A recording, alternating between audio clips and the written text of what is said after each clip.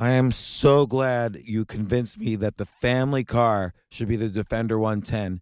It is so beautiful inside, it's so comfortable, and it just feels indestructible. Yes, it really is. I've been waiting a long time for the new model to come out. The Defender 110, I'm telling you, it's my favorite car of all times. It's my third one. You know, I have stories of going off road. The guy managed the group. He was like, "What are you doing in this beautiful car?" I'm like, "I'm going off road." He's like, "Are you sure? Because you can use one of ours." And then they look like Mad Max cars. I'm like, "No, no, no, no, we're going to do this." And he was shocked. Wow. Well, it's great because the Defender has been reimagined for 21st century adventure, and its unparalleled off-road ability as well as its robust interior are invaluable whether you're headed towards uncharted territory or just a weekend of exploration. The Defender 110 tackles challenging surroundings with absolute confidence. The SUV conveys strength outside and in, featuring peerless technology like an intuitive driver display and an award-winning infotainment system. That's my favorite part, to keep you connected no matter where the journey takes you. Adventure is unique to everyone, and so is the Defender. Choose from the two-door Defender 90, the four-door Defender 110, or the larger Defender 130 with the ability to seat up to 8 passengers. You'll find uncompromising performance in all three. So pack up and go even further with the Defender 110. Learn more at LandRoverUSA.com/Defender. These days, we're all investors, trying to be smart with our money despite our worst impulses. But at iShares, we believe that deep down inside of every investor is a better investor. One that's just waiting to be let out. Explore iShares ETFs and insights and let your best investor out. Visit iShares.com for more information. This isn't your average business podcast, and he's not your average host. This is the James Altucher Show. Today on the James Altucher Show. So one of my favorite guests passed away. You know, a lot of my podcasts I do so that they're evergreen, that they have good value about how to be successful no matter when you listen to it. And PJ O'Rourke, who passed away yesterday, a great writer, a great political commentator. He wrote books like Parliament of Whores. That was one of his classics. And we talked about how the hell did this happen? The election of 2016, or Give War a Chance, or Eat the Rich. So see, he was a very satirical, funny political commentator. He was a very good writer, and he wasn't very polarizing. I really enjoyed talking with him and learning his approach to writing and commenting on today's events. So we figured we'd re-release this very fascinating podcast, a very fascinating guy. Rest in peace. Here's PJ O'Rourke.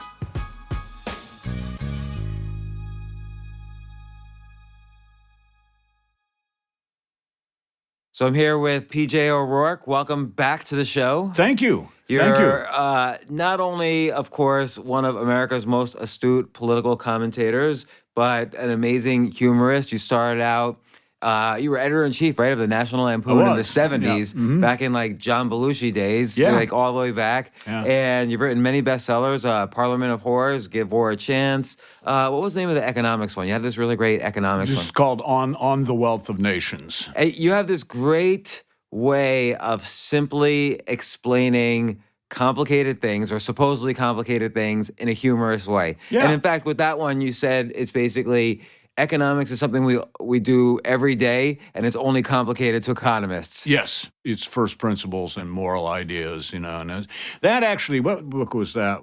It was, God, I can't remember what it was called, which says maybe I've written more books than I've got things to say. 16 books? Yeah, 18. 18 books.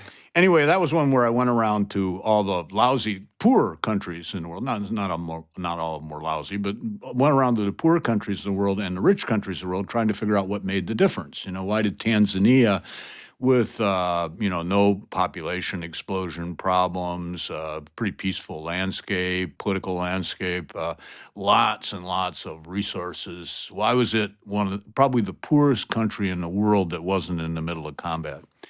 And on the other hand, Hong Kong, which got nothing. I mean, they have to import their water, you know. and yet they're on a per capita basis one of the richest countries in the world. Now, Right. what's going on here? So that was What is going on? I want to ask that, but then we're going to get to your book. How the hell did this happen? The election in 2016. I talk about our favorite topic, Donald Trump. Yes, exactly. Everybody's favorite topic in the world. But how does that happen with Tanzania and Hong Kong? Well, one of the things is property rights. Property rights and rule of law are probably the two most important things that make a country prosperous.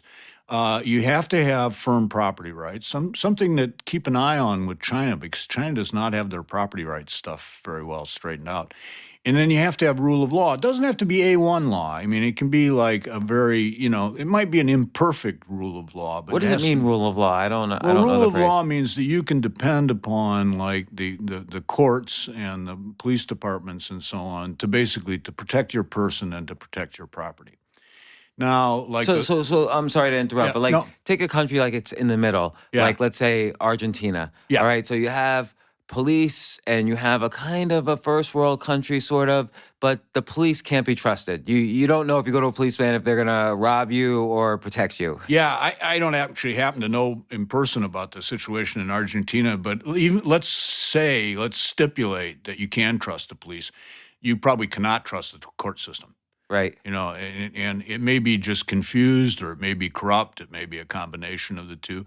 Argentina's got its property rights thing pretty well done. But of course, any country that's every now and then elects a socialist government, socialism definitionally violates property rights. Socialism is saying, okay, we're going to take from this group of people and hand out to this group of people with no respect for who owns what, because we determine who owns what. So, well, how do you really feel about socialism? Yeah, right. Yeah, love it. So, you can have imperfect law. Hong Kong, for instance, has imperfect law. I mean, it's not a democracy, and it's not, it's over-influenced by the mainland Chinese and so on. But the law is dependable. The police are honest. The courts are transparent, and the laws may not be the ideal laws that you would want, but you're confident that they will be enforced. And so you can operate with confidence in the business arena. And that's really what makes prosperity.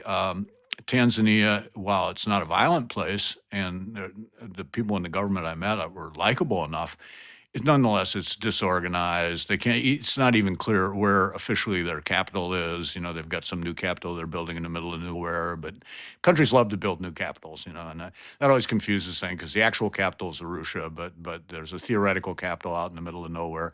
And then if you go down to the coast, that's actually where all the government offices are. So it's like completely confusing. And, it's partly because it always has been a very poor country. They don't have adequate policing. I didn't run across a lot of complaints that the police were corrupt. They're just not there. Well, let me play devil's advocate just a little. What about places like, let's say, Israel, which has some quasi-socialist stuff going on, but it's a very strong place to start a company and build a company, lots of definitely innovation happening there. Rule of law. Yeah. And property rights can endure a certain amount of large social safety net, I draw a difference between socialism and a country with large benefits. In fact, I went to Sweden and Cuba. So I said, here's socialism that works. Here's socialism that really doesn't work. And, part of that, of course, is the Swedes.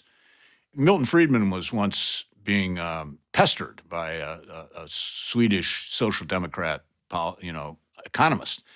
And he said, in Sweden, we have no poverty. And Milton Friedman said, that's interesting because among Swedes in the United States, we have no poverty. So part of it are, there are cultural characteristics to this too, and Israelis are extremely hardworking, extremely innovative, and fired by knowledge that they need to be economically successful in order to deal with the situation that they're in. So what I want to talk about two things. One is how you got to have basically the dream career all your life. You have the kind of job and career you must have dreamed as a kid, but I didn't. Yeah. Okay, but we'll get to that. Yeah. And then I want to talk about how the hell did this happen? The name of this book. Sure. And We now have a president that you did not expect it to happen. yeah. In fact, you've been kind of a lifelong Republican, and you endorsed Hillary Clinton for this election. Grudgingly, yeah. Grudgingly. Very grudgingly, And yeah. you write about that in this book. Like, when I see a book like this, the book itself as a whole is funny. I mean, even the title, How the Hell Did This Happen, suggests that it's about the election. You say the election of 2016, but it suggests not only that it's about the election, but you're going to present some things in almost an absurdist manner inside the book, because it's about something that's very high stakes and professional, a presidential election. Yeah. But you're right away saying, how the hell did this happen? Yeah, as it a was joke. amateur hour. I mean, for something that's highly professional and extremely important, it was amateur hour. Right. And then, so then throughout the book, you kind of explain why, with each candidate, why it was amateur hour, like how ludicrous either their campaign promises were, or their campaign strategies, or how the debates were set up, or every aspect of it, actually. And so there's humor on, like, let's say 3 different levels. There's kind of the overall topic, there's the way you structure the book, and then there's kind of the line item jokes almost exactly, in the book. yeah, right. And like how far, like, if in a book like this, there's a danger almost, you have to have that line of like, okay, we're talking about a very serious topic where I'm trying to impart an opinion and information, but I still have to be funny because I'm a humorist, and that's how I'm setting up this book. How this is almost going to sound like a naive question, so forgive me if it is, but how long do you go writing before you have to include another humorous thing? Like, how did you pressure yourself to be, okay, it's been 3 paragraphs, now I got to throw in a joke? I was million years ago, like back in the 70s, I was having some fight with my girlfriend, and I stayed for a couple of days over at I borrowed Doug Kenny's apartment, one of the founders of Lampoon, and he was off someplace. And he had a manuscript in his typewriter. And of course, I couldn't resist looking. And the manuscript would go, blah, blah, blah, blah, blah, blah, insert joke here. Blah, blah, blah, blah, insert joke here. Blah, blah, blah, blah, So he knew, insert though, joke. where the beats needed to go. Yeah, he needed where the beats had to, he needed to, And after you do that for a long time, you get a feeling about, when's, you need a punchline here. You need a punchline there. Because attention spans, particularly for books, I don't know the statistics on these things, but people have so many more choices for their attention. Instead of reading this book, they could read Donald Trump's tweets, for instance. Exactly. There's a billion things out there. So for you to keep someone's attention, how do you, other than being just interesting and provocative about the election, you've got to have a sense of, okay, insert joke here. That's right. And how was that a distinct pressure you gave yourself, or did it just naturally happen as you were writing? Well, a little bit of both, but it's always there. You know that there are a lot of ways that let's see, I've got a little thing that I do about this, particularly for journalist students, is that any good piece of nonfiction writing, it's got to be informative or educational or entertaining. Okay, now, it's great if it's all 3. But listen, if your information is so startling, so important, that just the information, that will carry the thing. But it still needs, like, the beats. It's still, if it's that way, it needs every page of something startling. Well, I'll get to that. Because, if your news is that a pirated airplane just flew into the World Trade Center, you can stop with information. Now, at education, which is a little tougher, is when you tell people, you don't tell them something they didn't know.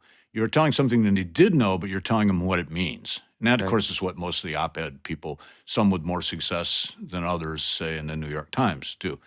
And entertainment is simply keeping people's attention. There are lots of ways to do it. You can be charming, you can be funny, you can be, the world is about to end, so you have to pay attention to, you can be startling, you can be vulgar. Trump is very good at keeping people's attention. Right. And so I said, and as a nonfiction writer, if you intend to be some kind of nonfiction writer, you have to always keep those 3 things in mind.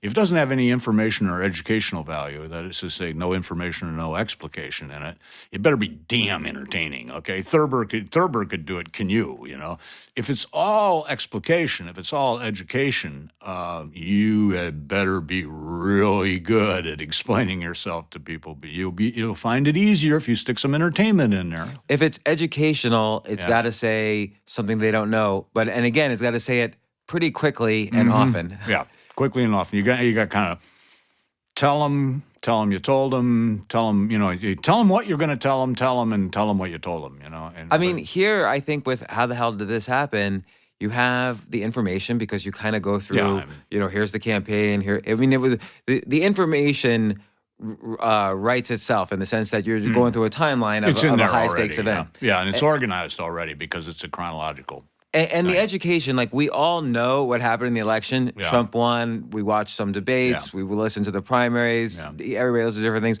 But you kind of have different ways of presenting it. Like you, for instance, you present, their campaign strategy. I mean, their campaign. What do you call it? Their platforms, their issues, in entertaining ways. Yeah. So and Bernie I try Sanders, and take them apart. I try and take the platform apart, examine it carefully. Right, and again, you have this way of taking the complicated and making it simple, Yeah. and that's often the bridge is humor to do that. Yeah.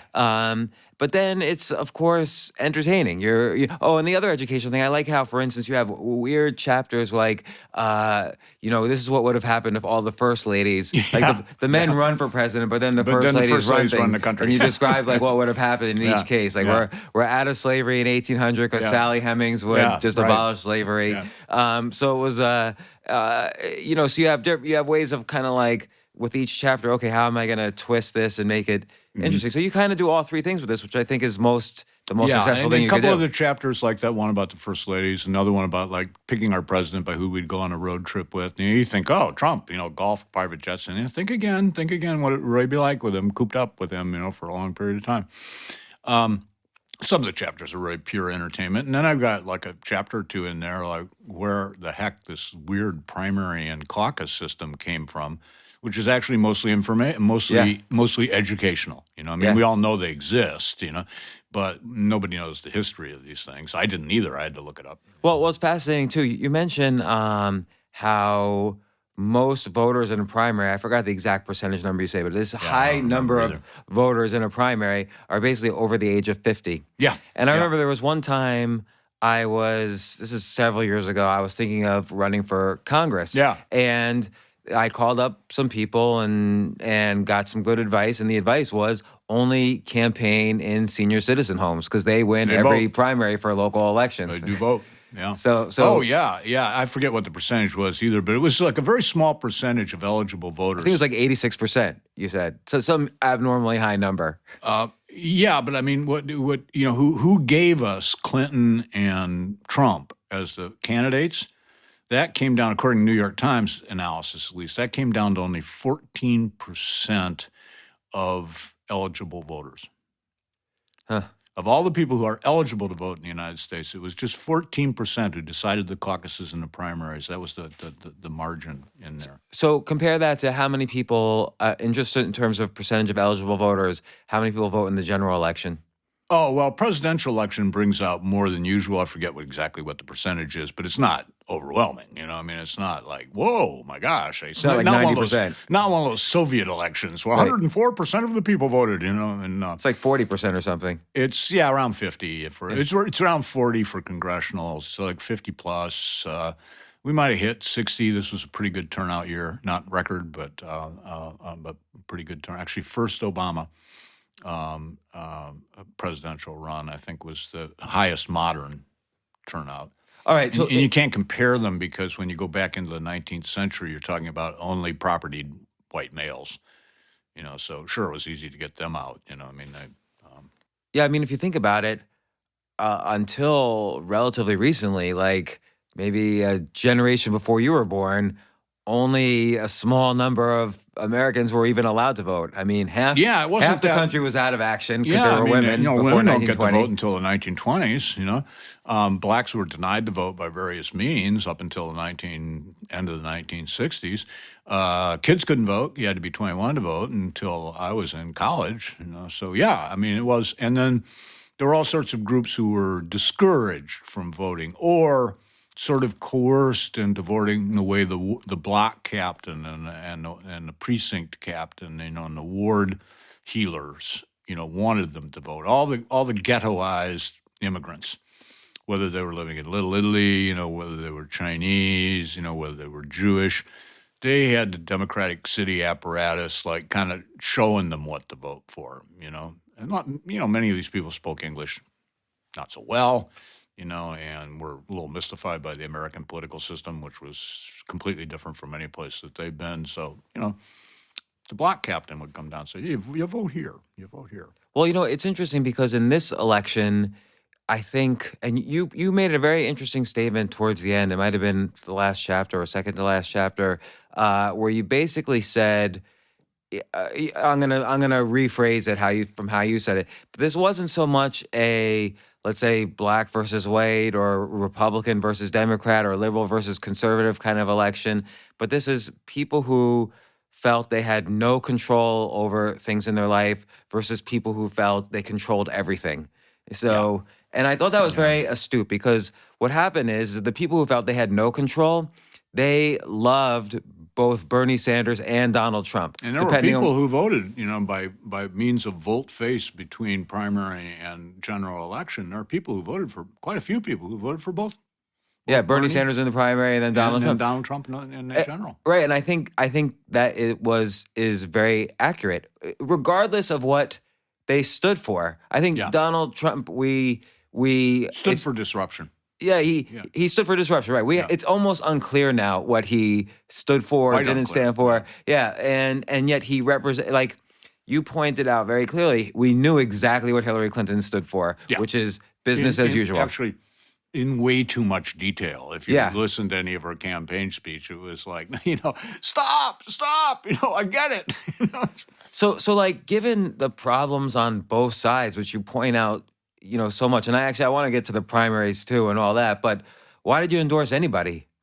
Do you want to do a road trip with Hillary Clinton? No, of course not.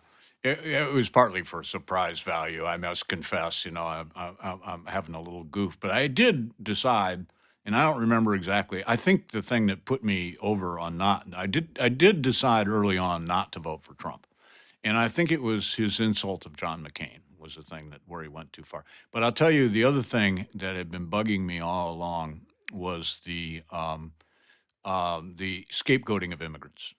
I mean, you just don't do that in America. I just think that was like, to me, that was like his version of calling Trump supporters a basket of deplorables. His scapegoating of immigrants. I agree with you because, of course, America has been built on immigration. Right. But essentially, what he did is take the advice of pollsters combined with his media talents, and he said, okay, I'm either going to be president or not.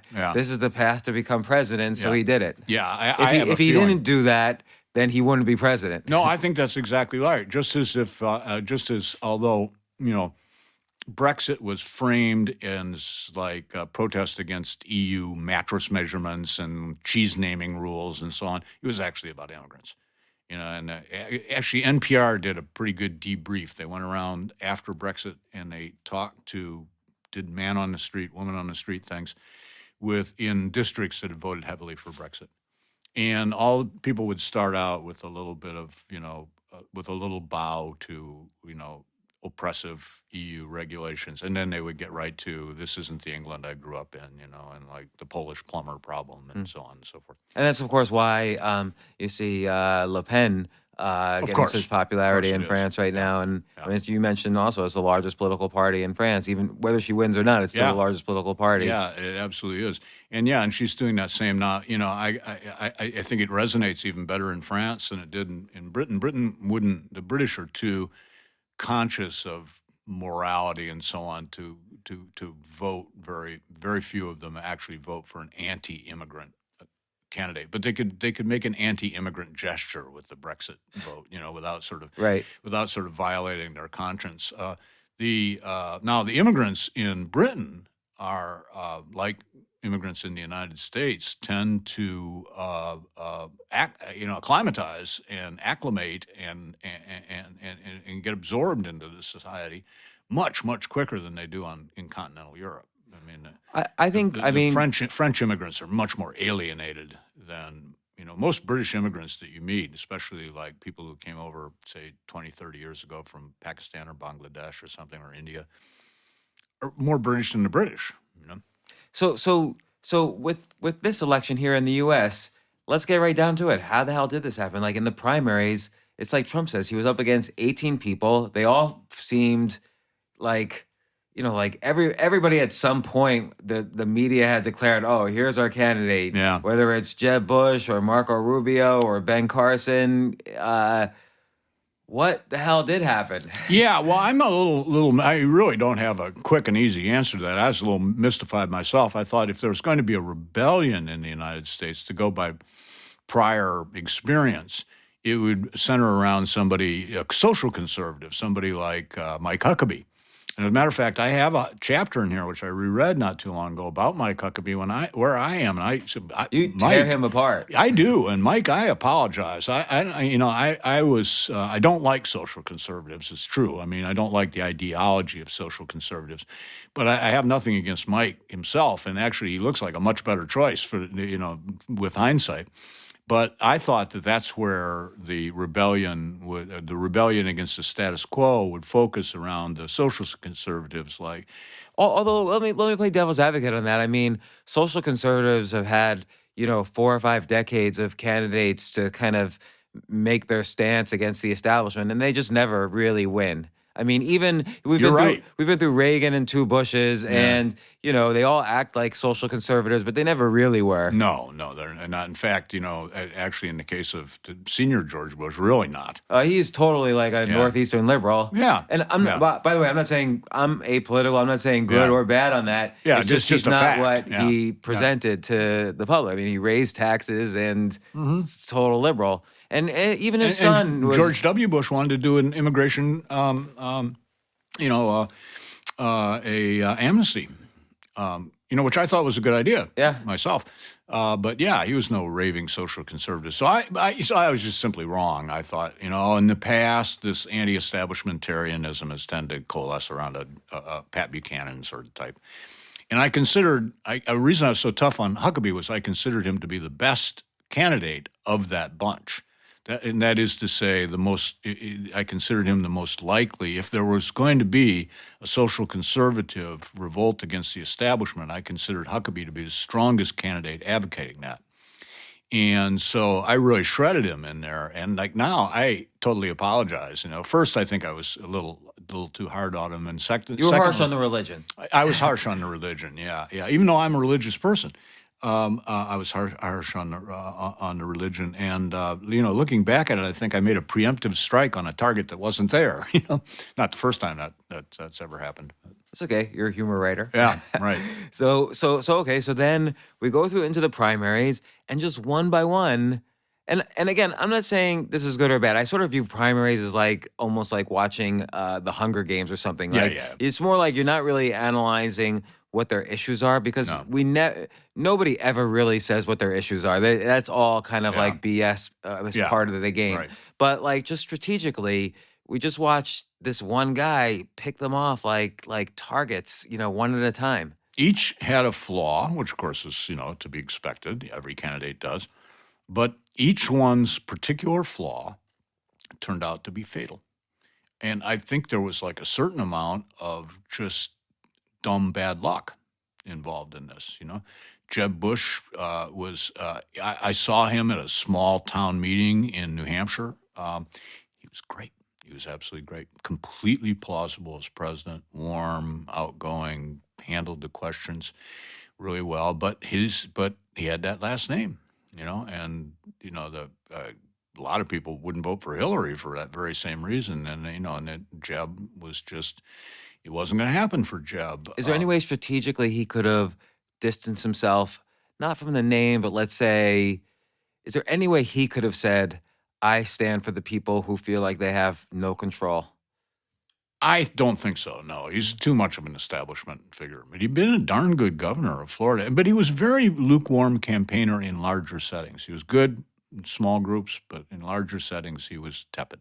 What does that mean? He would make a weak speech, or he wasn't funny? Yeah, it just wasn't what did he just say?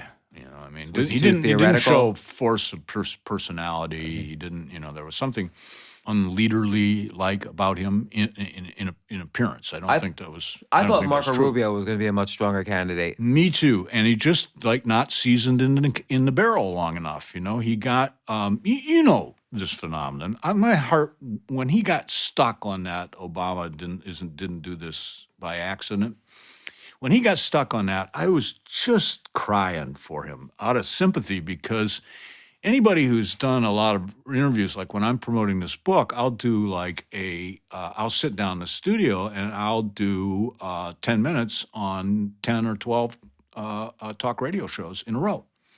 And you get down to the point where you're around about number 8, where you go, did I just say that to the last person who interviewed me, or did I just say that? And that's what happened to Marco Rubio. He'd been out saying this stuff over and over and over again, and the needle got stuck in the groove.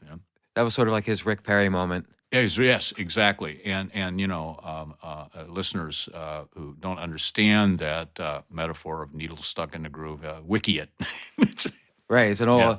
It has been records for a while. There haven't been any records for a while. By the way, Rick Perry with the glasses, he kind of like tried to, just with a single pair of glasses, he tried to say, I'm an intellectual. Yeah. Forget about what happened 4 years ago. But that didn't work for him. People saw right through that. It's not like he's Clark Kent and Superman. My heart went out to him, too, in a way, when he couldn't remember the federal agencies he was going to eliminate. I mean, haven't we all had that moment? Everybody who's over 40 has had that moment. Sure, but there's Ron Paul sitting right next to him in the 60s saying, poking at it. Like, he saw the weakness, and that's a professional. He poked at it and got him. He did. Yeah. But I had a chance during this election and right before the primaries, actually, to meet Rand Paul also. You said you met I Rand liked Paul. Rand. He seemed like a straight shooter. Absolutely. A great guy. And this is Rand the younger, not Ron. not Ron. Although I know Ron, too, and I really like Ron's Ron. been on this podcast? I'm not... I'm not sure I want Ron for my president, but that takes nothing away from how I feel about him. He is, guy's committed to his, he reasons out, he's got a set of values. He reasons out those set of values. He's a little unrelenting about it, but, huge respect for him. In my podcast with him, I remember I asked him, you've been in, you were in Congress however many years, 25 years. You got like one bill passed that entire time. It seems like you're totally dysfunctional. But to his credit, he took a question like that and had a great response. So, don't you wish there were more like me that only got one bill passed? Right. Or he basically kind of threw it at Congress that he had ideas, but he couldn't really. He wasn't really going to play the party line. But I had a couple of long talks with Rand. I really liked him. He does not. He has not yet learned how to translate his ideas into the kind of sound bites that you need to campaign. But maybe he'll never do that because maybe. That's the reason why you liked him, is that he was a human being. He was very like much a someone human you would being. sit down like on the porch and you're just talking about what happened in the newspaper. And you that could day. ask him about an issue, and he would say, which is really rare among politicians, I'm not sure. I'm not sure. I really have to do more due diligence on that and think it through more. That's a very tough question, I sort of felt like this was like back. This is like, not during the campaign. This is like back 2 years before the campaign when I was talking to him. Yeah, I sort of felt like almost like he's a liberal libertarian. He is. So like, okay, he'll fall back on, well, let's let the market decide. Mm-hmm. But on like moral issues where it's pretty clear, it's not so black and white for him. No, of course not. No, I mean, it's like, say health insurance. I mean, I'm very conservative about, I don't want a single player national health service stuff, but large, wealthy nation like us, nobody should be beggared by their medical costs. Nobody should lose their house because of medical costs. The boat, maybe, but not the house, And I don't think that in my mind, it wouldn't be that hard to create a catastrophic insurance program that covered everybody in the country. But, never mind.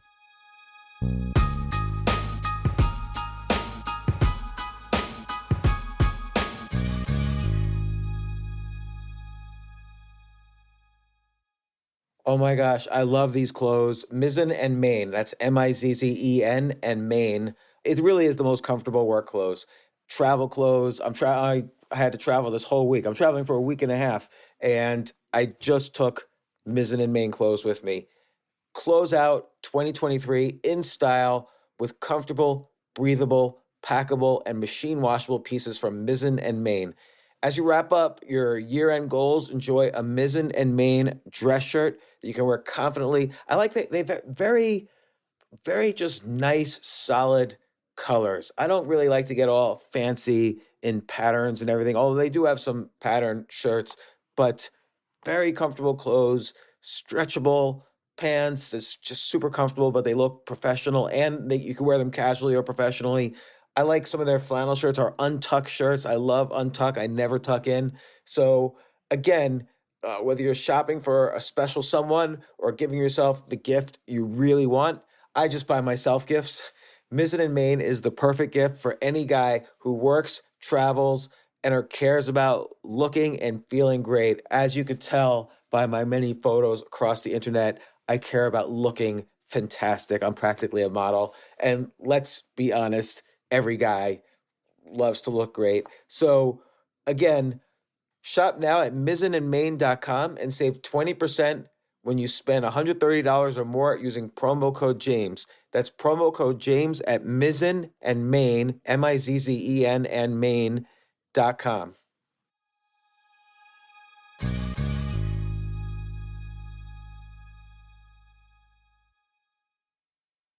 You know what I love about fantasy sports is that even though I'm not going to be a great basketball player or a baseball player or a football player or whatever, I feel like I get to participate and make decisions and use my knowledge of these different leagues to or these different sports to compete. So it's like I can pick my team or I can pick my favorite players and I could use my knowledge to make predictions and maybe even make money. So with the basketball season here, you can now pick combo projections across football and basketball from the Specials League on Prize Picks. This is a league created specifically for combo projections that include two or more players from different sports or leagues. Want to play alongside some of Prize Picks' favorite players like rapper Meek Mill and comedian Andrew Schultz, who's also been a guest on this podcast, and I've been a guest on his? You can now find community plays under the promos tab of the app to view entries for some of the biggest names in the Prize Picks community each week. Look, Prize Picks even offers a reboot policy so that your entries stay in play even if one of your players gets injured. For football and basketball games, if you have a player who exits the game in the first half and does not return in the second, that player is rebooted.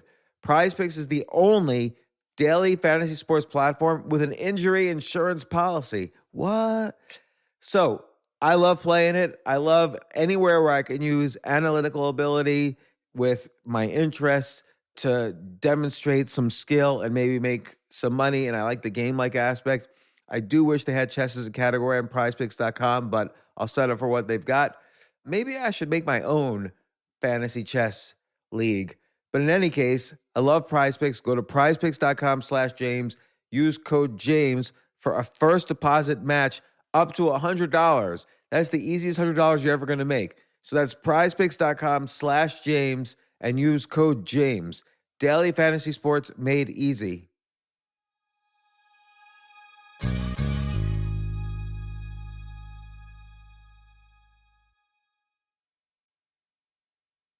Instead of trying to solve like a massive problem all at once, why not start with, okay, everybody gets catastrophic insurance? Yeah, Which is exactly. the main thing. Like, for instance, I only have catastrophic. Oh, Like, me too. I so mean, I'm self-employed, and I'm like, I'm on Medicare now, so whatever, But you're an old man. I'm an old man, yeah. But for years, and we still have it for the rest of the family, we have catastrophic. And the theory, is what we would try and find the largest deductible we could get, as long as the top end was very high. Because our figure is, we got now 4 members of the family covered by the insurance. And so what if not so what, but I mean, okay, the deductible is $5,000. Everything goes wrong that year. It's $20,000. That will hurt, but it doesn't destroy, Right. and it doesn't wipe us out, And on Even the other, even for an impoverished, like a family living in poverty, 20,000 is of course amazingly difficult. They can't pay it, yeah. but they can work it out. It's not gonna it doesn't plague them destroy for their generations. lives. Yeah, that's right. And for the poorest people, we could bring that, that minimum down considerably to some Right. percentage of their income, something like, the old standard for tax deductibility of medical expenses was 10%. If it was 10% of more than 10% of your income, you could deduct. Before we got all complicated about this. So you said though every candidate had a fatal flaw. I would argue Trump had a fatal flaw. And again, I'm He playing seemed to devil's have advocate. hundreds of them. He Yeah. seemed to have hundreds of them. I mean, not a day would go by he wouldn't say or do something. You say, well, that's the end of that, I mean, finally, when that Billy Bush tape came out, you go, oh, forget it. I mean, you're not president. I thought this right down to election night. In fact, when I finally got tired of watching election results, I mean, I wasn't had a couple drinks, so maybe I wasn't quite so alert about like, ooh, there went North Carolina, ooh, there went Florida. But I went to bed not knowing and still sort of expecting to wake up to find Hillary president. And so how did Trump do this? And in the primaries first, how did he do it? Yeah, I mean, he just made a lot more noise than all the other candidates put together. Each of the candidates was flawed, but he just attracted a lot more attention to himself. And he reminded me, I mean, Trump has always reminded me of raising toddlers. You've been through this. You know how it is with kids. They want attention. They really, really want attention. Good attention is great. But if they can't get good attention, any attention will do. So it's like, Dad won't play Yahtzee with me, or Hungry Hungry Hippo. Dad won't play Hungry Hungry Hippo with me, so I'll crawl over and drink bleach under the sink. It's like kids, and so Trump just loves attention and drew a huge amount of attention to him. And plus, I think a lot of us in the news business especially, didn't really realize that people thought they knew him from The Apprentice. So he was like a friend in some sense. He was like a friend, yeah. And the weird thing is, it dawned on me finally that people in the news business never watched The Apprentice. Not because we're snobs, not because we only watch like upscale PBS TV or anything like that.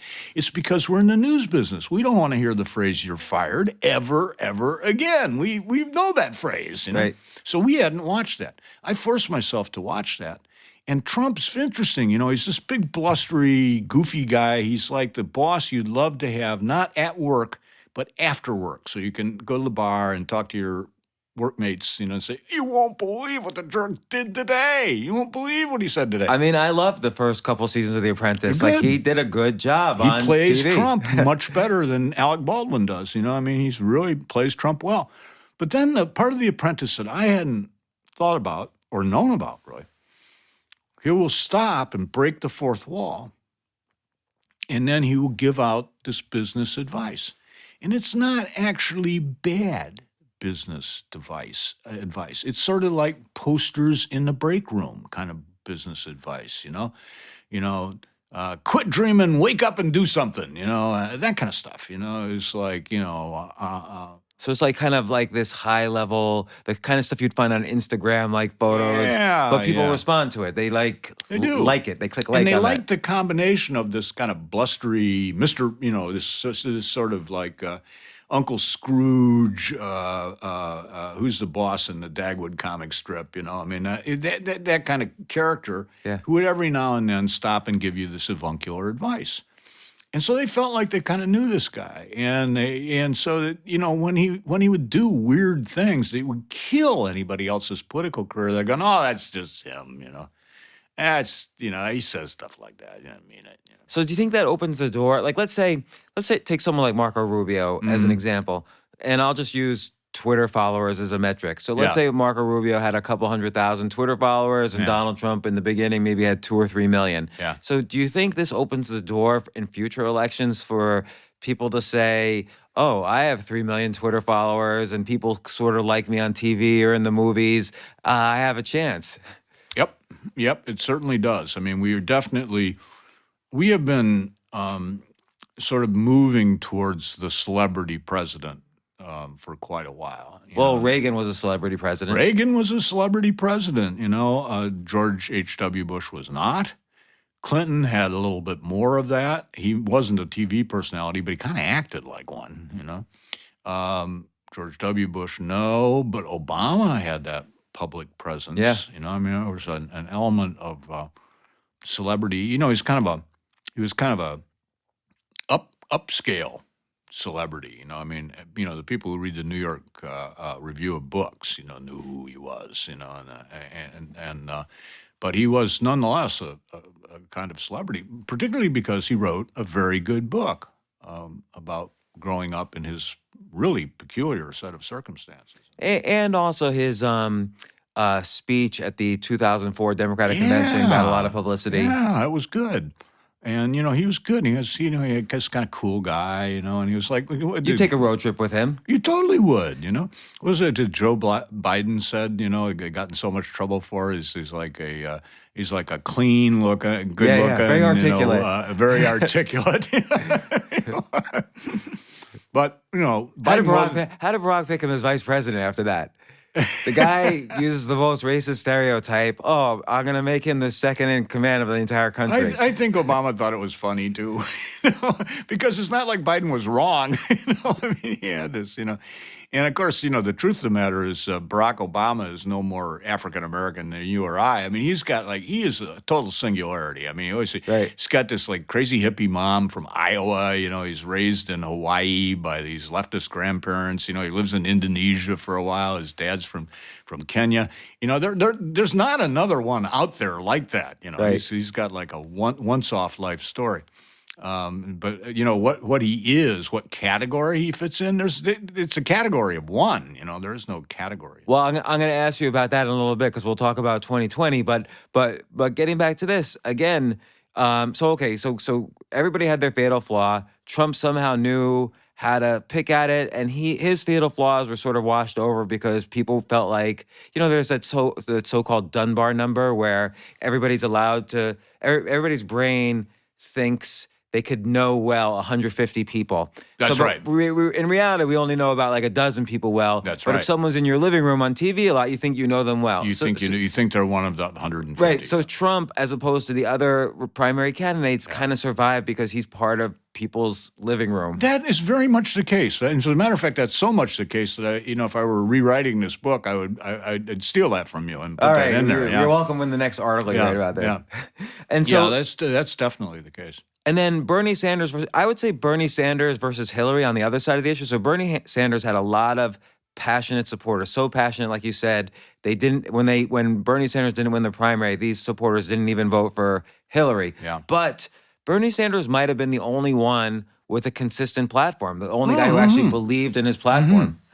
It was a scary platform, but it was consistent. Right, and you he broke stuck it down to why it was scary, but he believed it. Oh yeah, and I believe he believed in it. And he's so obviously a straight shooter. I mean, he's like the Ron Paul of the left. Right. I mean, he's like or he's the Pat Buchanan of the left. I mean, when he says it, he means it. Yeah.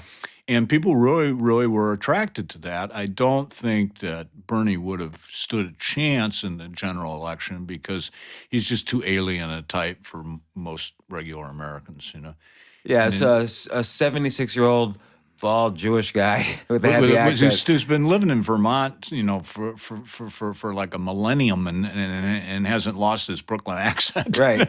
But here's the thing about, you compare his platform just now to Pat Buchanan. The thing about Pat Buchanan is his fatal flaw almost is that he was like this weird Holocaust denier too. He had some weird side things. Yeah, he Whereas did. Bernie Sanders simply just said, "Okay, let's try to take care of everyone." Which even if you do it in a way that doesn't technically work, people hear those first words and say that, "Oh, that makes sense. Let's take care of everyone." Yeah, and it's not a wrong sentiment.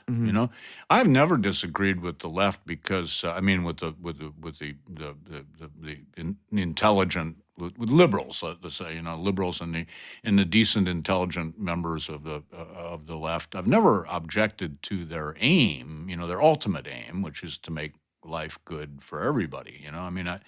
I think that their heart is in the right place, but it's not for nothing that they're called bleeding hearts. So it's just and Bill Buckley's always had a great response to people on the left.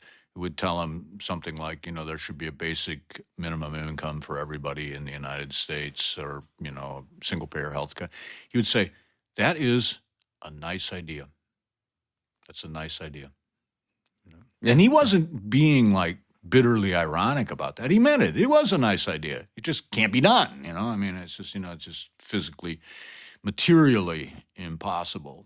Or it's hard. Like, let's say the country was wealthier. Let's say we were Yeah, in say we're debt really, and we- twice as wealthy. Yeah, then it might be possible. And by the way, more things are possible every year with technology and so on. Absolutely. And we've come a long way on this front. But the other thing is that the liberals and the left often don't see is the price that comes with these. I mean, we've had a pretty good social safety net in place now since the '60s, and we have yet, in certain ways, certain pockets of poverty are worse than ever. Why Right. is that? Even though the funding for the post mid '60s funding for these disadvantaged people is much greater, and the programs available many more of them, and yet their life situation is actually in many cases worse than it was before the Lyndon Johnson's Great Leap Forward. Well, and Why?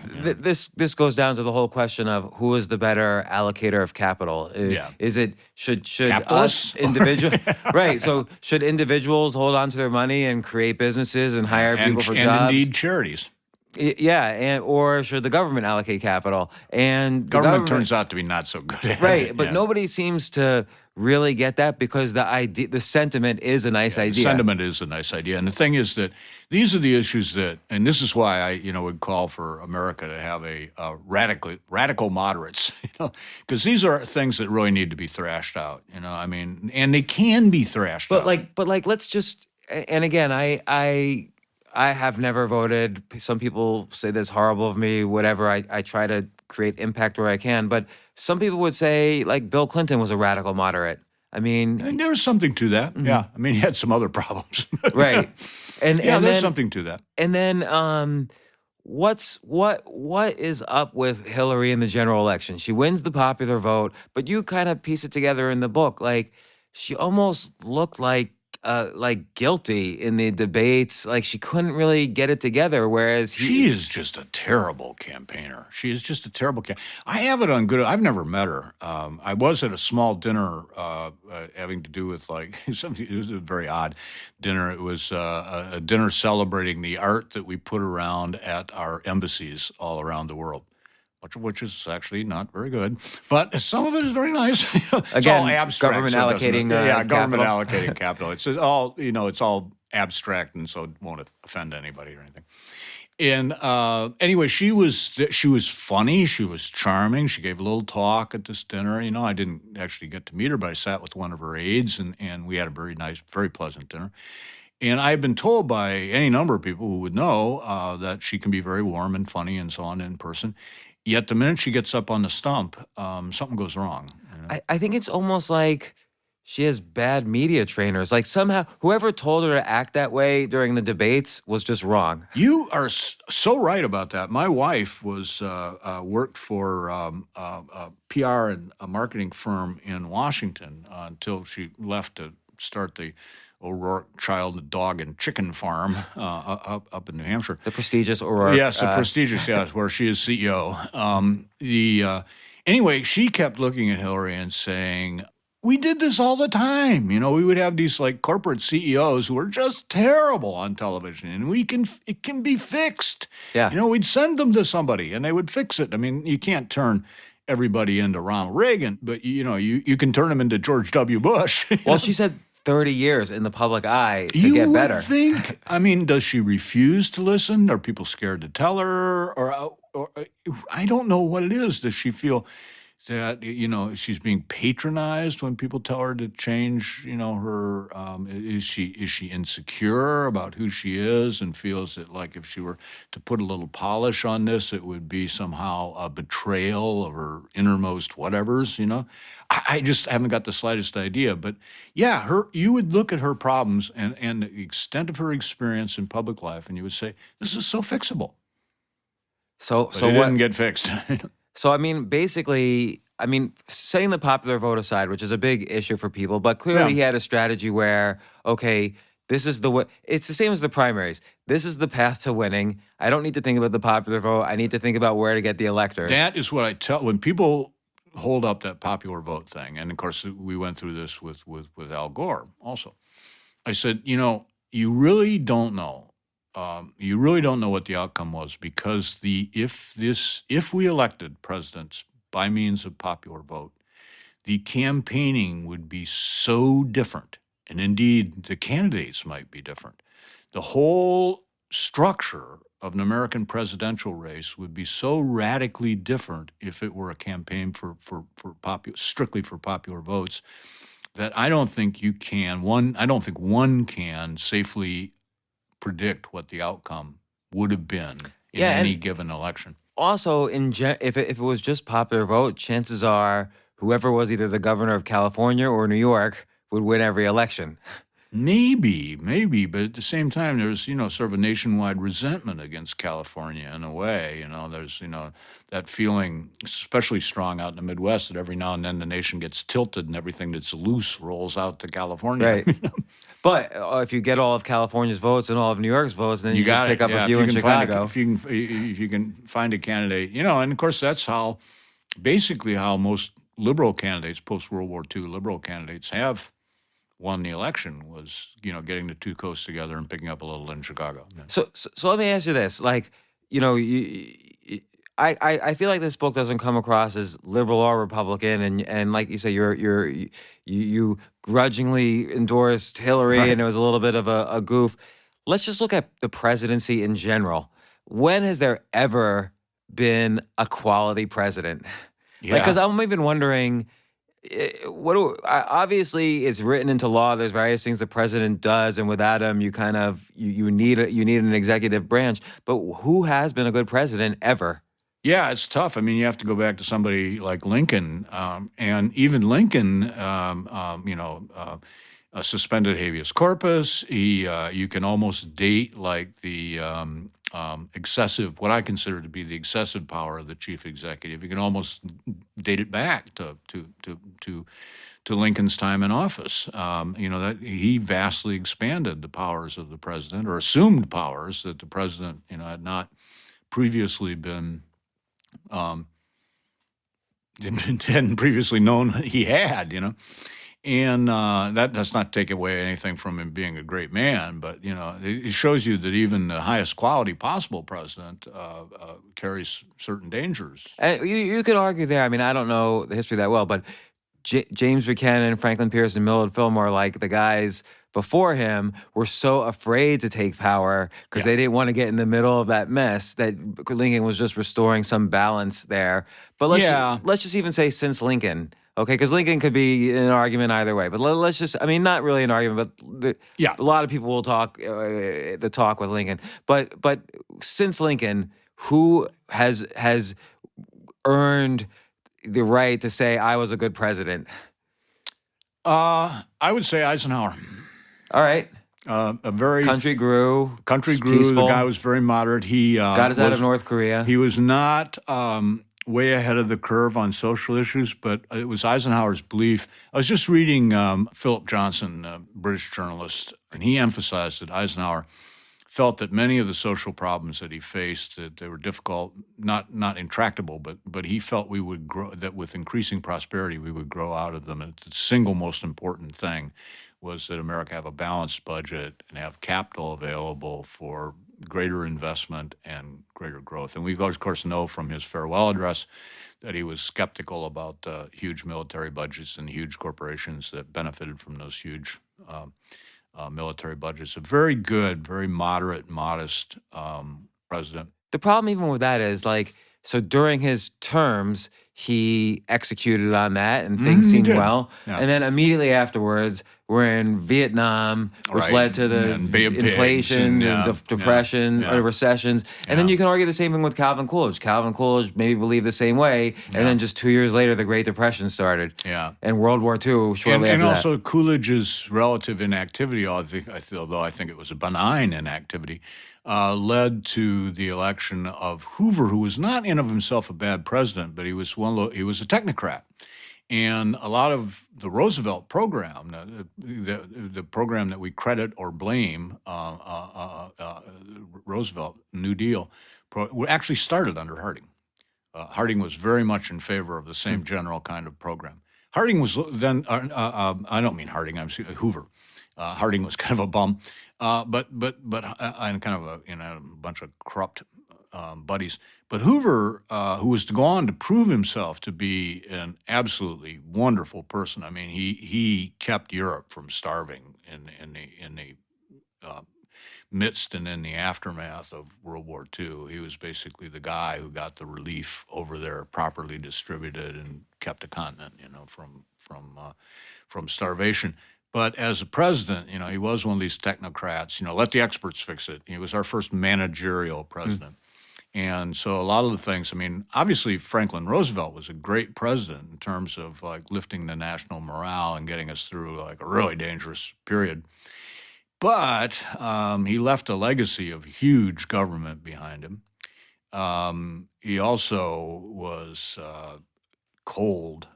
He was cold and gullible at the same time. He was cold about the Jewish refugee situation. We had plenty of space and opportunity in America to take in everybody that we could get here, and he didn't do that. It was fine if you were a big fancy intellectual, or a famous artist or something. But if you were just some schmo, peddling things on the street, in Belarus, no, Right. no. And he was trusting of Stalin. That's probably not forgivable. Mistake number one. It's probably not forgivable. So 2020, okay, so in between now and 2020, Yeah. Trump does, whether you like Trump or not, it seems like he's going to have a hard time wrangling in Congress. Yeah. McCain and his faction who Yeah. control the Senate don't like him. No. Paul Ryan probably doesn't like him. It's a little Yeah. unclear. He's playing Yeah. a game. Yeah. So how's Trump ever going to win anything in Congress, and how no one's going to win anything for the next 4 years in Congress? Yeah, and of course that Congress is going to turn on him. I fully expect the predictable post-election switch in represent. Even though Congress is pretty stiffly gerrymandered, and has a lot of safe seats in it, I still think that the Democrats are going to take a majority in both houses. Really? Yeah. In 2018? Yeah, or come so close as to be as good as, so that they're in the obstructive position that the Republicans are. And the other thing with Does Trump go crazy with that in the sense that he starts making everything an executive order? he tries, but there's a limit to that, and Congress holds the money, when it comes down to it. So, as was proven during the little tiff that they had in Britain between the king and the Long Parliament, ultimately who holds the purse strings, runs the show, and Congress holds the purse strings.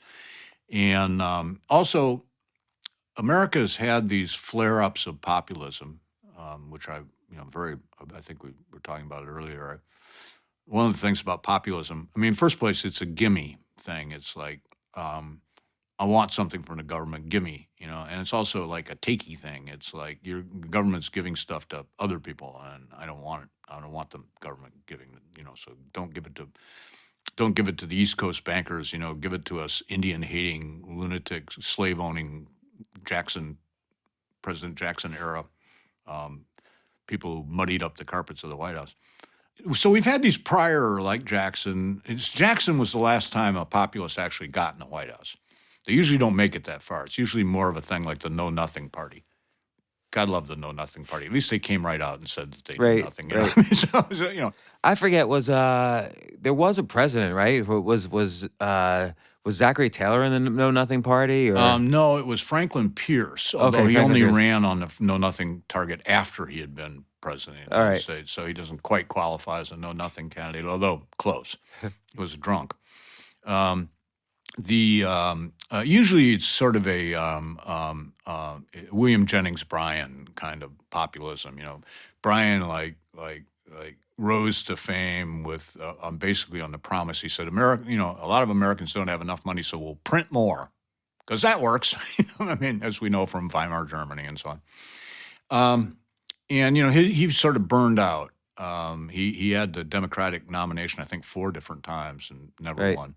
And Wilson made him Secretary of State, and he's an avowed pacifist, and next thing Wilson turns around and gets us into World War I. So that was, and ends up, making a monkey of himself to Scopes trial, so American populism has this tendency to burn out before it does too much damage. Although in the case of Jackson, Trail of Tears, expulsion of American Indians from every place east of the Mississippi, But I would say though, destruction of the banking system. I mean, the America now is so different from America then. Oh, yeah. And I'll just point to, look what it costs to live in a city like Manhattan or Los Angeles compared to what it costs to live in, Toledo, Ohio. Trump territory. So so that disparity is very distressing to many people. Yeah, It's like what you were it is. referring to, is the people who feel they have no control versus the people who have all the control. But eventually, because of populist scapegoating and because of populist incompetence, like William Jennings Bryan totally misunderstanding the nature of monetary supply, generally the populist fervor wears out.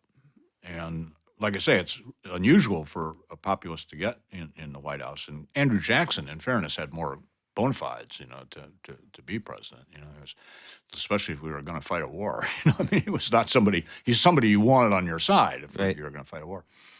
But which I suppose is what Trump means by the Civil War. I don't know. Trump's grasp of history doesn't strike me as having much breadth or depth. But yeah, so what I think will probably happen is not all that much. I think we'll muddle through one term of Trump as president. He's going to lose control. He doesn't have control of Congress now, but he's going to completely lose control of Congress in 2018, and then we'll have sort of I'm sure there'll be a lot of fireworks, but it'll be more I mean, there's going to be a free for all on both sides. Oh yeah, it'll be a yeah.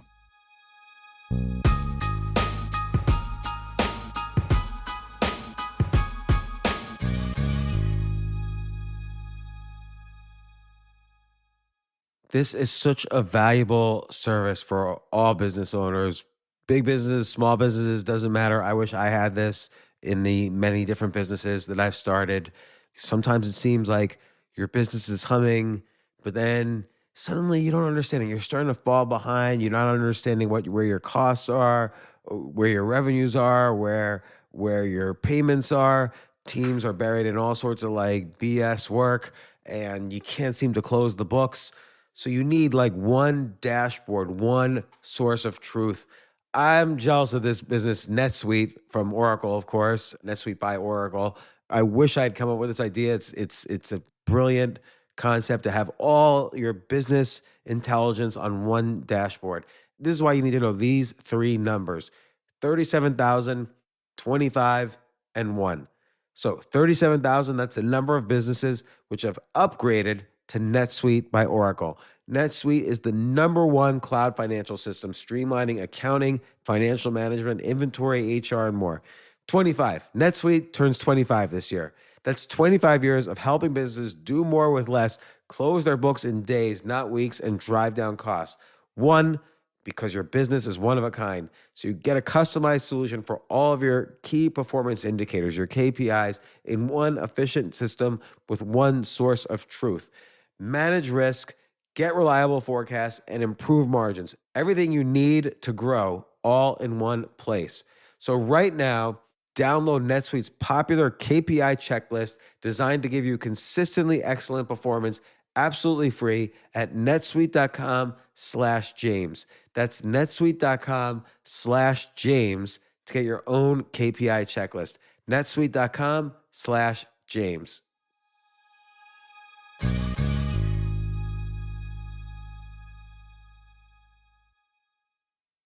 The future of learning is definitely online. Like, it's such BS that you have to spend $200,000 or take $200,000 in loans and go to some fancy school when it's useless. It doesn't guarantee you a job. Most employers, including me, do not care about degrees or grades or anything like that. We want to care that you love what you're doing, that you know what you're doing, in some cases that you have experience or that you're willing to learn. But people in general love learning and are curious. Like, the key to success is curiosity. And I think masterclass.com is the perfect model for online learning. I'm really happy they're sponsoring this episode. If you're going to give a gift, give the gift of learning. Masterclass makes a meaningful gift this season for you and anyone on your list, because both of you can learn from the best to become your best, from leadership to effective communication to cooking. Let me tell you some of the classes I've taken. I've taken comedy from Steve Martin. I mean, can you believe I can take a class from Steve Martin on comedy, or Judd Apatow, my favorite comedy director? I could take an actual class from him on writing. Wolfgang Puck on cooking. Dan Brown on writing, or Judy Bloom, who's been on this podcast, on writing. By the way, Wolfgang Puck also has been on this podcast. It's such a pleasure. I try to take classes all the time from masterclass.com. And whether you're watching Masterclass on TV or listening in audio mode in the app or on their site, the quality speaks for itself. It's like these Masterclass instructors are your own personal mentors that are going to help you reach the next level. How much would it cost to take one-on-one classes on comedy from Steve Martin, or on chess from Gary Kasparov? You just wouldn't be able to do it. But it would cost hundreds of thousands of dollars. With a Masterclass annual membership, it's $10 a month. Memberships start at $120 a year for unlimited access to one-on-one classes with all 180 plus Masterclass instructors. So it's not just $120 for one instructor. You get all 180 plus Masterclass instructors. Boost your confidence and find practical takeaways you can apply to your life and at work. And if you own a business or are a team leader, use Masterclass to empower and create future-ready employees and leaders. That's the real education in today's world. So this holiday season, you can give one annual membership and get one free at masterclass.com/JAS. JAS, of course, stands for the James Altucher Show. So right now you can get 2 memberships for the price of one at masterclass.com/JAS. Masterclass.com/JAS. Offer terms apply.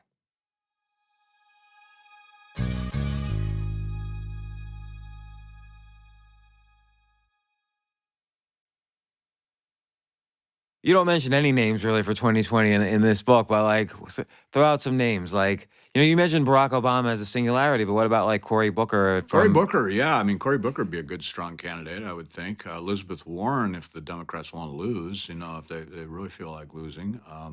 Bernie will be over 100 by then, so I don't think he's going to be too much of a threat. Coming up on the Republican side, I don't know. A seasoned Marco Rubio might be forgiven his slip-ups. He needs to kind of grow into his persona, but I kind of like him. I saw him again at one of these town hall meetings, and with a somewhat larger audience than Jeb Bush had. He was good. He was really good. He was sympathetic. He got some squirrely questions from the audience. One of those details, veteran benefit details thing from a guy who looked like he was certainly Vietnam, might have even been a Korea vet. And Marco was very patient answering the guy and very polite and so on, even though he was about half cracked.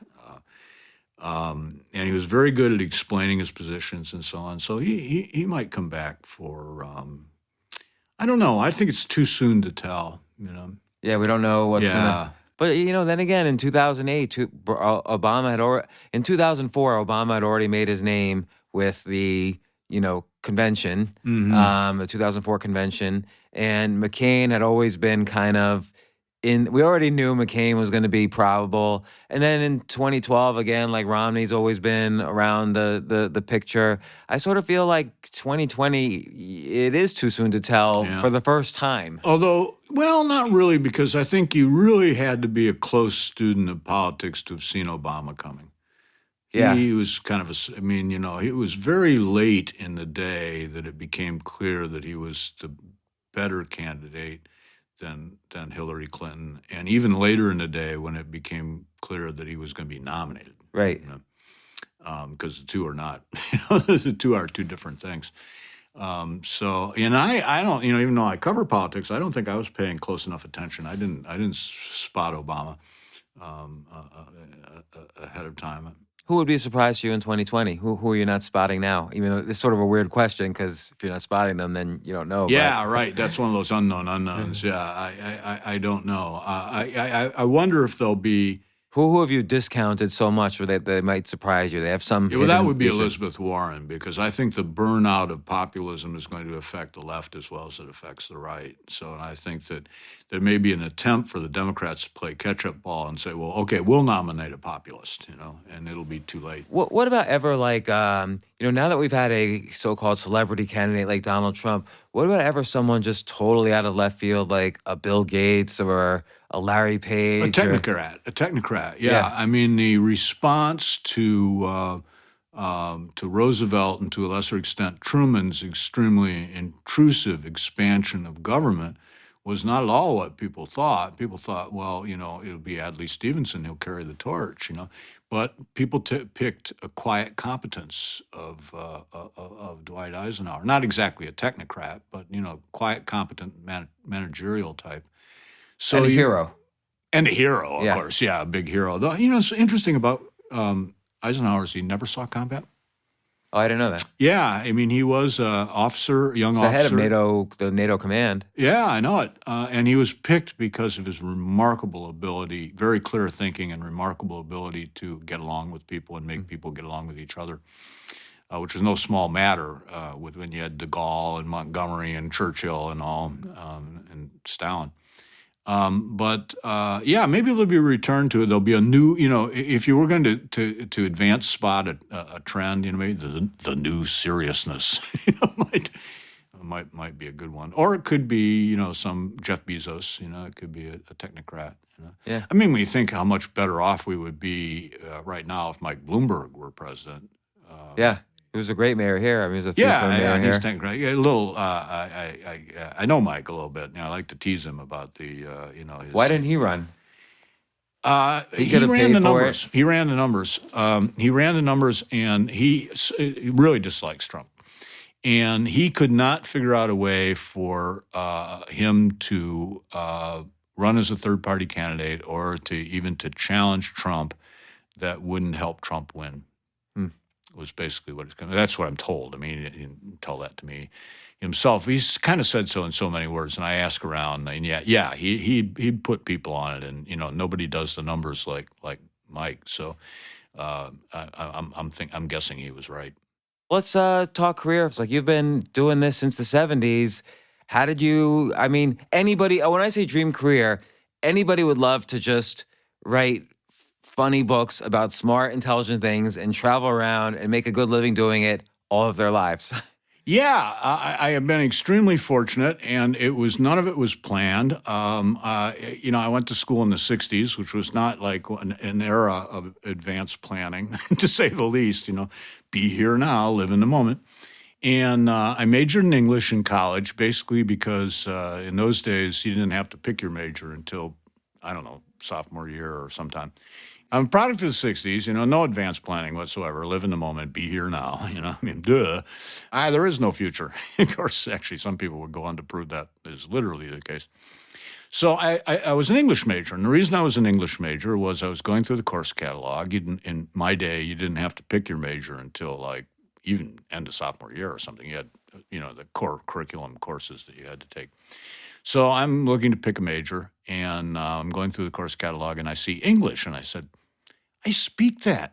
How hard could it be? Right. So I was on a scholarship, and so I had to maintain a B average. So I took the combination of things that were easy that I liked. I liked to read, and that were easiest for me, and it would be most likely then that I could BS my way through. Because, you're taking physics, you can't BS your way through that, or the world explodes, or the planets collide. And so I needed to maintain that B average. So I began an English major.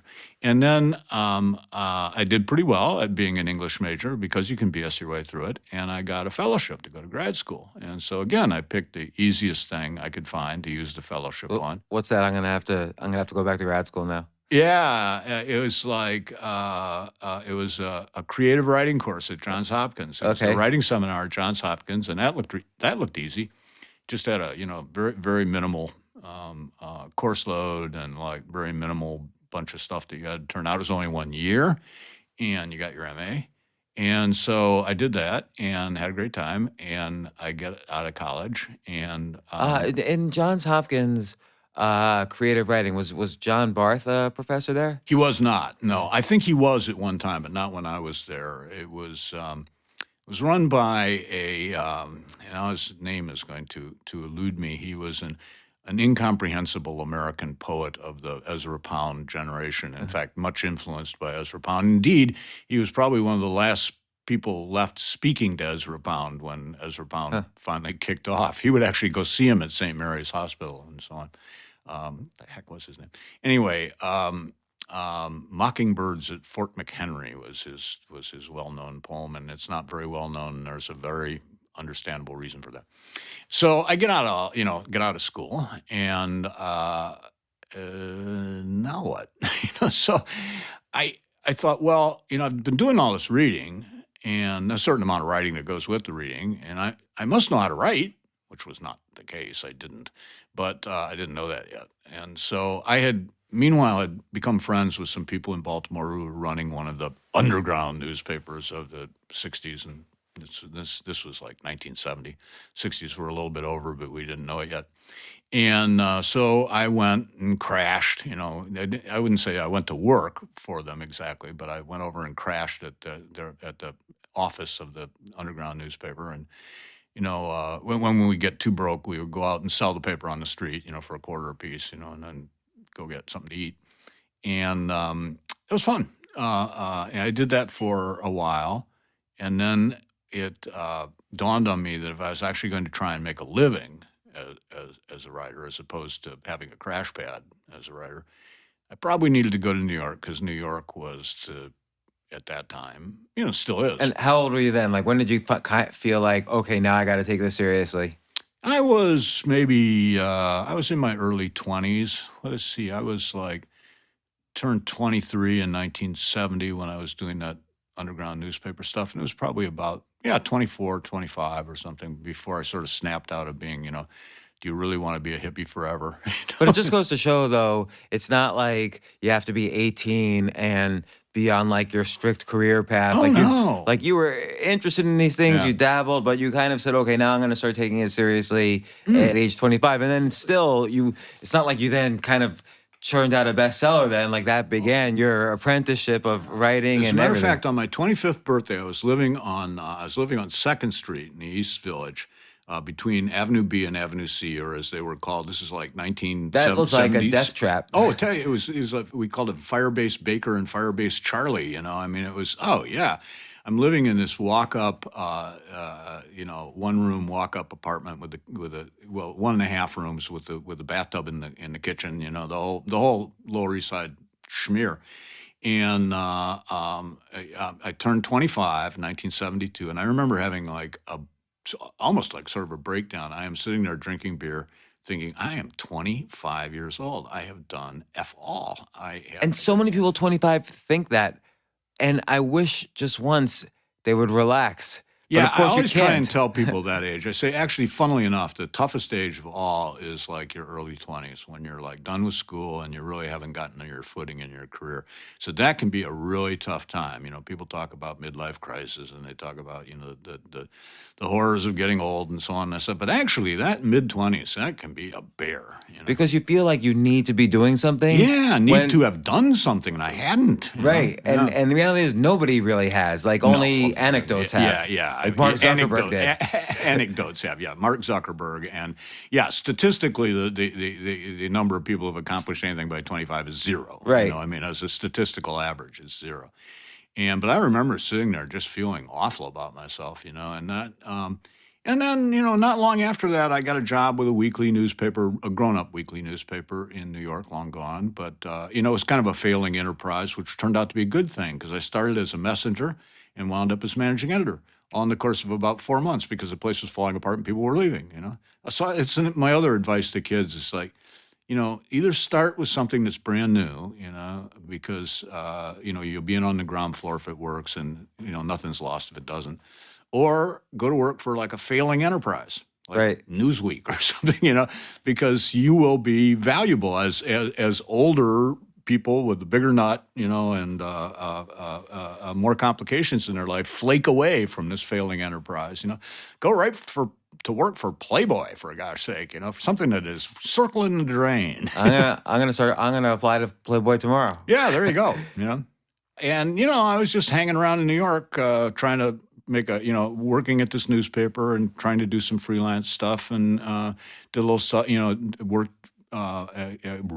Wrote for the East Village Other, which was a big underground newspaper in the time. It was kind of the competition for the Village Voice, and sort of scrambling along. And one of the guys that I worked with at the East Village Other knew somebody who knew somebody at National Lampoon, and we went and pitched an idea to Doug Kenny, one of the founders. And What was the idea?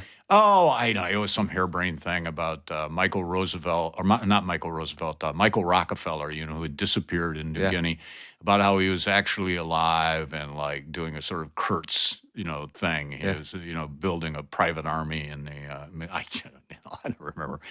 I don't remember why they let us do it anyway, but we did it, and they published it. And I guess, it was maybe it was a month when there was some short on material. And we got paid a lot for us, and and it went for there. I had always liked the Lampoon from the moment it came out in 1970, and I thought, God, this really looks like fun. So I just kind of kept plugging away. I wasn't a natural at humor writing, and I wasn't as well educated as some of those kids who started it. Because there's a lot of Harvard kids at the National yeah, Lampoon. There was the Harvard wicked Lampoon. smart. Yeah, they left the Harvard Lampoon and started the National Lampoon. Exactly. Doug Kenny and Henry Beard, and there was a third guy, Rob. Jesus, my mind is not.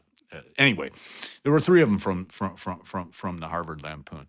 And they were really good. And they had brought in some other people from the Harvard Lampoon. George Trow wrote for the New Yorker for years. He was writing for the National Lampoon. What do you think? What do you think is so? The National Lampoon quickly became one of the, I guess, known as one of the funniest magazines in the country. And I mean, and then it spawned off movies like Animal House and Vacation and so on. With all these became like iconic, funny movies, comedy movies. What do you think is and you said you weren't good at this type of writing. What's the skill for like humor writing? Like how do you get better at humor writing? What are some of the elements? Yeah, that's a good question, and I'm not quite sure what the answer is. I think it helps to have been brought up in a family that communicated with humor. I mean, my advantage, and I think this was some of the other people at the magazine had the same thing. I grew up in this big Irish family whose entire mode of communicating was teasing each other and jokes and stuff. I mean, it would have to be something really, really grim, like the funeral of a child, to snap my family out of that wisecracking. I mean, if they liked something you did, they teased you about it. If they didn't like something you did, they teased you about it. The reaction to sorrow and tragedy and stuff was, some kind of joke. I remember my grandfather died. My grandfather died like a day or two before the 1960 election when Kennedy was elected. My grandfather, as only an Irish Catholic can, I mean, really, really detested the Kennedys. I mean, there's people who don't like the Kennedys, and then there's a certain set of like Irish. And when they dislike I thought all the Irish Catholics love the Kennedys. Maybe in Boston or someplace. Okay, like I'm Jewish. If a Jewish person ran for president, it almost does. And I'm not even religious, right? Like I could barely. You'd be in. Yeah, I'm like, all right, whoever you are, I'll vote for the first time in my life because I've never voted. And I'm sure a lot of black people felt that way about Barack Obama. Actually, a lot of us who'd been through the civil rights stuff in the 60s felt that way to a certain extent about Obama. I didn't feel that. Obama. I didn't feel that way so strongly that I voted for him, but when he got elected, I thought this is pretty cool. It's I different. can remember. Yeah, I mean, I can remember when he couldn't sit in the front of the bus, and now he's president of the United States. Well, he could sit in the front of the bus because he hasn't been born, but you know what I mean. Yeah. I thought it was pretty cool. I think the natural tendency would be, and on the other hand, you can imagine a scenario where it's Bernie Madoff who's running, and you You don't want him to embarrass the race. you can sort of see through this guy in a way the Goyim cannot. Right. So that's kind of the situation with Irish who hate the Kennedys. And also maybe there was a haves versus have-nots. Like some. No, Like, my grandfather was pretty well off. It was they consider, you know, the old man Joe Kennedy had been like pro-Nazi. You know, he had been. You know, he's kind of shady in his money-making process. The kids grew up in this sort of really privileged way that my grandfather didn't approve of at all. They're reckless, careless, amoral people, the Kennedys. This is, you know, it's hard, you know, I was a kid, you know, but I mean, this is what my grandfather was saying, you know. I mean, that's not how he'd say it, but, you know. but it's funny because you even mentioned in this book that you were like ethnically a Republican. Yeah, almost. yeah, I am. It's mostly my mother's side, but my grandfather was a Republican too. Like most, he was a car dealer. Like most small businessmen, he was a Republican too, and he just didn't like that whole thing. And so he dies. He dies right before Kennedy is elected, and the funeral is right at, you know, like the day after. And his sister, my great aunt Helen, comes over and says, "It's a good thing your grandfather died when he did, because having Kennedy in the White House would have killed him anyway." You know, I mean, so that's just how my family communicated. Right. So that's a help. You know, that's one thing. And then I never had any trouble discerning the absurd, but it takes some practice to describe that absurdity. You know, to put it in. So in it's the a right matter way. of, like, let's say, constantly being able to observe the absurd. Yeah. Right. And then, And a natural inclination towards kidding, you know, for lack of a another natural word. inclination. But I think the natural inclination maybe could be taught, I don't know, or built through practice. Oh, sure. Yeah. Everything's a skill. You know, I mean, one of the things people really don't realize about journalism, because it's set itself up, because a whole bunch of people went into journalism that should have gone into Peace Corps, you know, is it's a trade. It's a trade. You know, you grow up like an Irish kid like me, you don't want to get up early in the morning and lift stuff, you know. You got two choices, you know. You could be a newspaper reporter, or you could be a priest. So you're sitting there Or a thinking, cop. or a cop, right? Yeah, yeah. But a cop, people shoot at you if you're a cop. You know, I mean, that's almost as bad as lifting things. You know, yeah, cop, fireman, you know, but the things catch fire. You know, so if you just want to like look at things catching fire and look at people getting shot, you know, and you don't want to lift stuff, you know, and you like to read and so on. Yeah, so it's like priest or reporter, and so you're going like, Okay, but there are good journalists and bad journalists. You've had 2 #1 New York Times bestsellers. You've been well known in the space for 40 years. So clearly there's a skill, oh yeah, and a it's set a of craft. expertise. It's a craft, and it took me, you know, I'll be fair, it took me a long time to learn that craft. You know, it took me from my middle 20s to my middle 30s. So PJ O'Rourke, author of How the Hell Did This Happen? The Election of 2016. Not only, I think you hit the trifecta of informative, educational, entertaining. It's very well, funny. thank you. And you have a 40-year history of writing humor and funny books. Really, I think humorists have a long tradition, you know, from Mark Twain Oh, and sure. before then. Yeah. And, you know, you've been on this podcast twice. I don't know if you know AJ Jacobs has been on this Yes. podcast. Yeah, I don't know him, but I consider him a humorist also in that genre, and just great stuff. I highly recommend this book. And I'm a fan of the political game, and this is a good breakdown of what happened. Oh. And I highly recommend it. And thanks for coming on the show. Come on again for the 2020 election. Will do. Absolutely. Schedule me, pencil me in. Excellent. Thanks, VJ. You're welcome.